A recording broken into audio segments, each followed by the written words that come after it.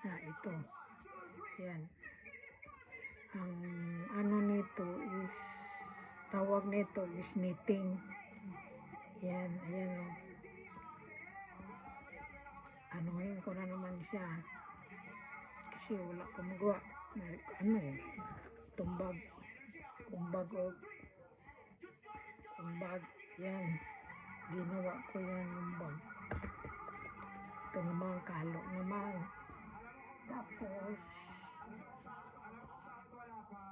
nakita nyo ba? Ito yung ginagawa ko, orchids. Yan siya.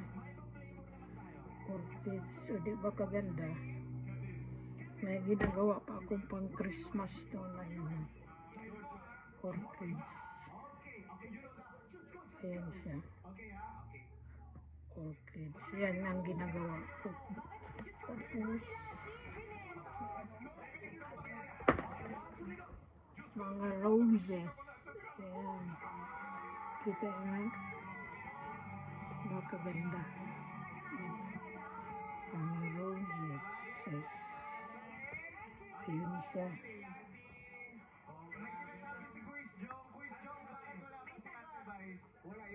Tapos, ito ang orchids. Another orchids.